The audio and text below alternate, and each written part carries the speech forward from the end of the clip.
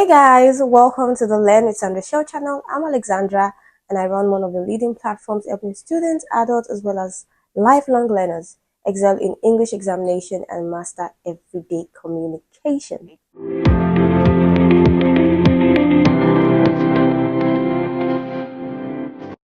So guys, what do we have for today? Today we are solving the English Post-UTME past question for the University of Ilorin. Okay, so we are tackling UNILORIN past questions for English language. And we're solving just 20 questions. So guys, I want to encourage you to keep communicating with me because the next university past question that I'll be tackling is Delsu. Delsu is topping the chat right now. Okay, so I post content based on popular demand. So please keep it coming. Okay, so without further ado, let's proceed with question 1. Question 1. Now, this question is under synonyms, okay? So, I wonder what will be left of his essay when the extraneous material is deleted. Now, the word is extraneous and it means when something is not connected with or related to the subject being discussed. So, when we think of the word extraneous, we think of irrelevant, okay? So, let's take a look at the options. Option A, we have superfluous and it means, more than what is needed. So, we think of unnecessary when we think of superfluous, right?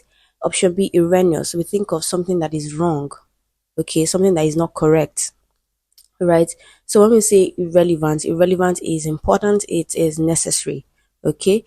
So option D, main. Main is the most important of its kind, okay? So based on the instruction, we're looking at synonyms nearest in meaning. The answer to this question is superfluous, right? It means unnecessary. Extraneous means irrelevant, okay? So option A is the best answer to this question. Question 2. A success may be described as a Pyrrhic victory. Now, when we speak of Pyrrhic victory, this is a victory that is not worth it because you lost a lot or you suffered a lot in the process of winning it, right? So, the word Pyrrhic originated from the word Pyrrhus, and Pyrrhus was the king of Epirus, okay? And this king defeated the Romans, but he lost a lot of his own men. Okay, so the word Pyrrhic is usually used with victory, so it's like a phrase. Oh, winning was a Pyrrhic victory. Okay, so it means costly. Okay, and we are looking at the nearest in meaning, right? The word is costly. Okay, costly means costing a lot of money or resources, right? So when we say indecisive, indecisive is not able to make a decision. Okay, so the best answer to this question is definitely option A, costly. Question 3. Despite all preparation, the wedding did not dash. Okay, so we can tell that this question is under phrasal verb, right? So when we speak of come phrasal verb, there are a lot of them. We have come in, we have come into, we have come out, come off, come on, come up, come along, come forward, come between, And the challenging thing about come phrasal verb is the fact that each one of them has several meanings. For example, come along, it means to appear. It can mean to go somewhere. It can also mean to improve or to make progress. For example, your English has come along a lot recently. So what I'm trying to say is that you make progress with the use of English language. Okay. So when we say come off, it means to detach. It means to happen. It means to succeed. And this is the best answer to this question based on context. Despite all preparation, that is the wedding event failed to happen despite the preparation. Okay, so this is the best answer to the question. Now, when we say come on, it means to walk onto a stage. It can also mean to join a team. It can also be used to tell someone to hurry. For example, come on, let's go. We are late, right? Now, last option, come up. Come up can mean to appear, can mean to occur, it can mean to be mentioned. Okay, for example, the subject came up in the meeting today. Okay, so the best answer to this question is definitely option B, come off. Question 4 completes the sentence. As soon as he entered the room, he dashed off his shirt. So we can tell that this question is under tense, so we need to concentrate on the verb provided, right? So the verb is entered, right? And entered is in its past tense. So we need to look for a verb that is also in its past tense. So option A, we have take, simple present tense. Option B, we have takes, simple present tense also. But what's the difference between option A and B? The difference lies in its usage. Okay, so take is used with first and second person pronoun. So, for example, you would say I take. you take, but we can't say I takes or you takes. Rather, we say she takes or he takes, it takes. Okay, so that's the difference between the two. Option A, it is used with first person and second person pronoun. Option B, it is used with third person pronoun. Okay, so option C, we have took, past tense. This is the answer to the question. Option D, taking, that is past participle. So the best answer to this question is definitely option C. As soon as he entered the room, he took off his shirt. Question 5. Ngozi is a dash of the three sisters. Okay, so option A, we have Tola. Tola is used for comparing two people. Okay, so we use the comparative form when we compare two people. Ngozi is taller than Shadi. There are two people in the sentence, Ngozi and Shadi, so we use taller. Right, now tallest is used for comparing three people. So in this context, we see three sisters. Okay, so tallest is the answer to this question. It is the superlative form. Okay, Ngozi is the tallest of the three sisters. Now, option C and D are not correct grammatically, right? So when we speak of the measurement of a descriptive adjective like tall, right, we speak of tall, taller, tallest. Okay, so the best answer to this question is definitely option B, tallest. Question 6. Which tells you best what plenty is? Plenty is a word that can serve as an adverb, it can serve as a noun, it can also serve as a determiner. Now, the word plenty means a large quantity that is enough or more than enough. Now, when we speak of a great deal, this is limited to a large quantity or a lot. When we say enough, it is limited to the required amount or quantity. Now, when we say more than enough, it captures, the required amount and more. When we say all that you want, it captures, a large quantity, and it cannot be used in the same context as, plenty. So the best answer to this question is option C, because plenty means a large quantity that is enough and more than enough. So the best answer to this question is definitely option C.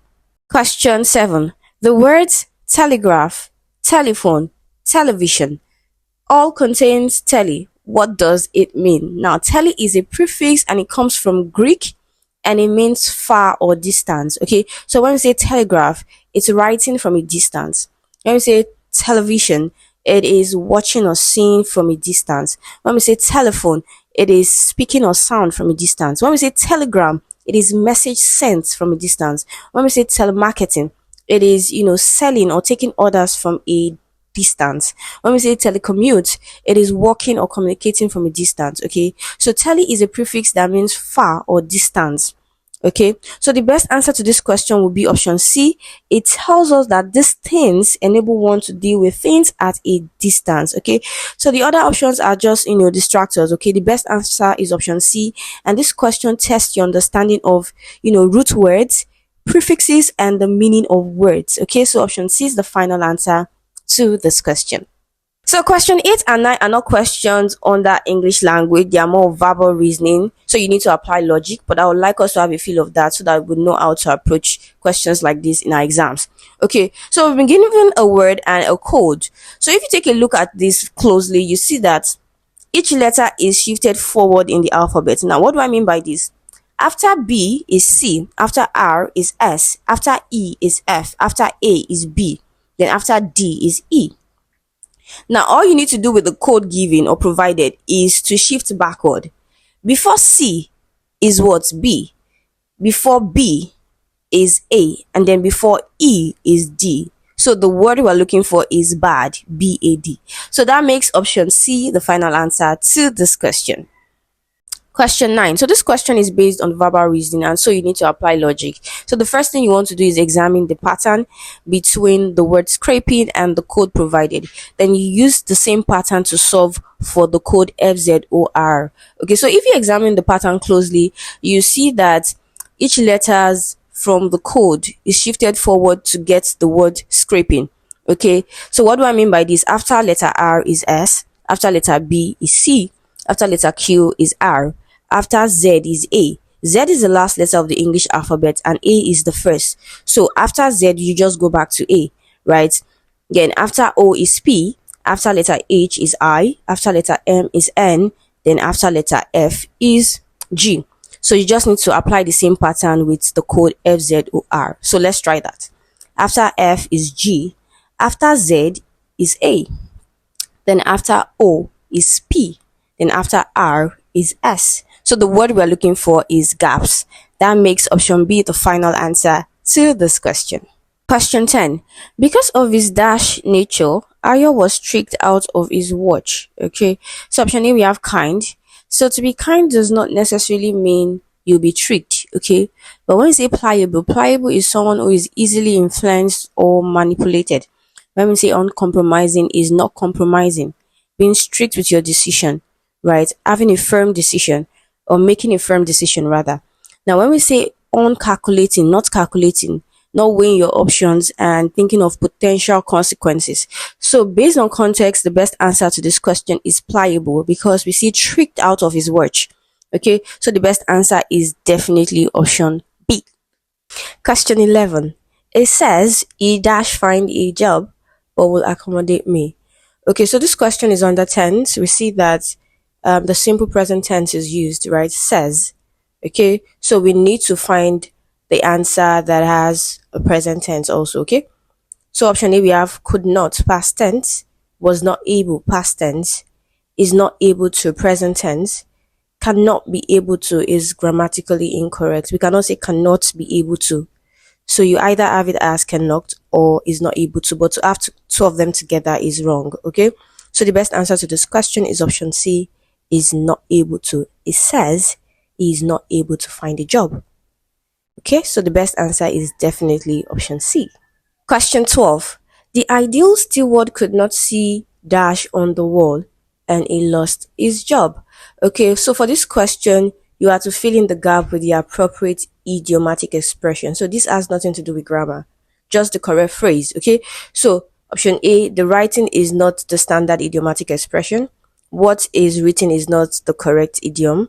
What will be written is also not correct. The answer to this question is the writing. So the idiom is the writing on the wall. And what does this mean? It means, a sign or a warning of a potential trouble, right? So the best answer to this question is definitely option D, the writing.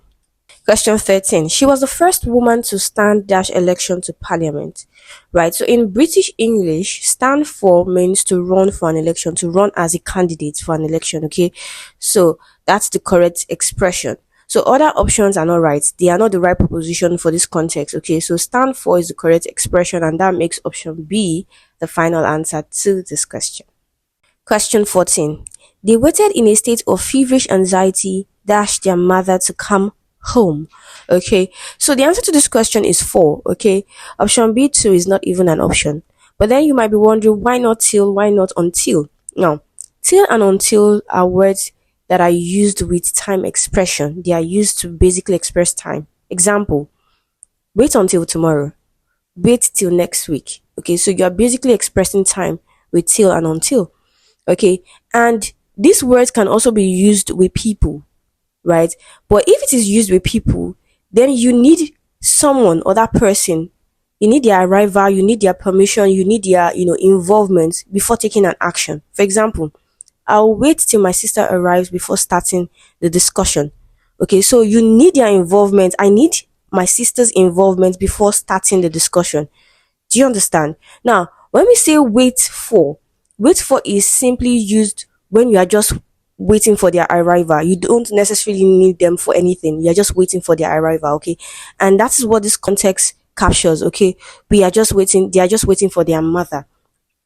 Right, so do not be confused with in a state of feverish anxiety. That is just a prepositional phrase which function as an adverbial phrase telling us the condition in which they are waiting in a state of feverish anxiety. We can easily detach this phrase and we will still get what we are trying to get. Okay, they waited for their mother to come home.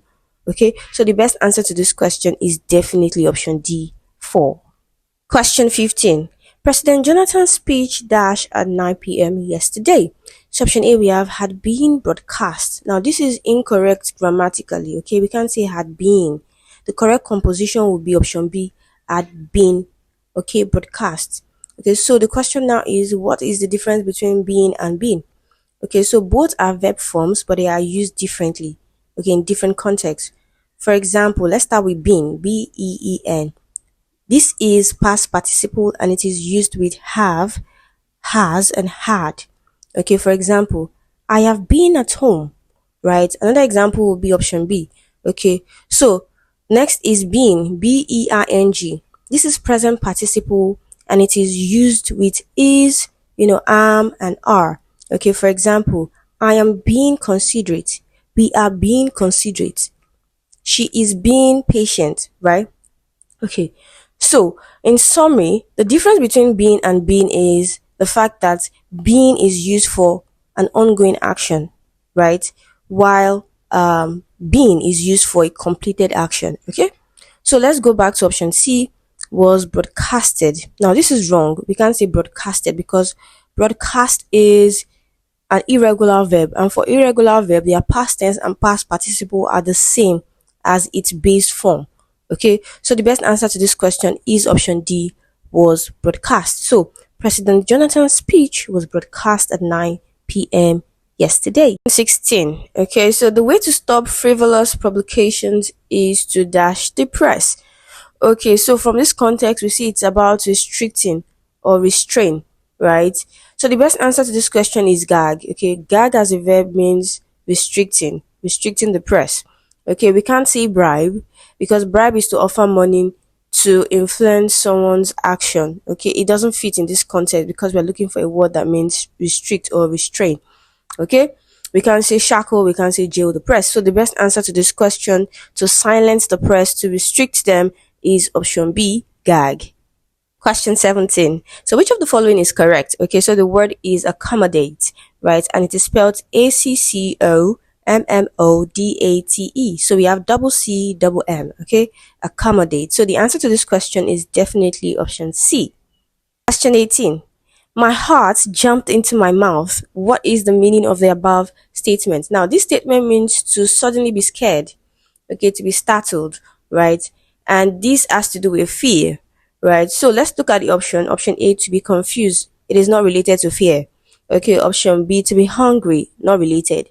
To be afraid, yes, this is the answer to the question. To be discouraged, not related. So the best answer to this question is definitely option C. Question 19. Okay, so we are solving for antonyms, okay, opposite in meaning. Our younger sister likes conservative hairstyle, but our cousin prefers dash hairstyle. Now, conservative is traditional hairstyle.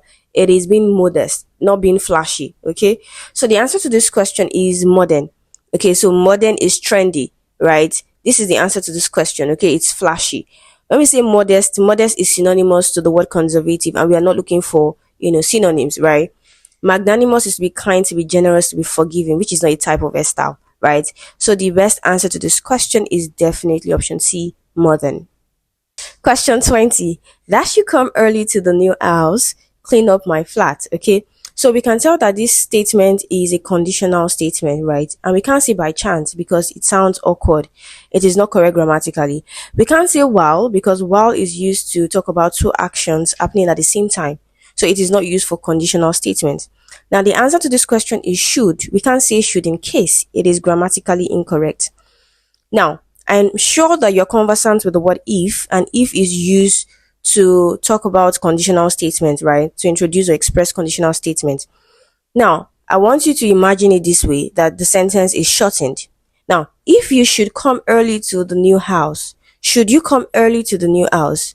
So should is used for formal, conditional expressions, right? So the best answer to this question is definitely option C, should.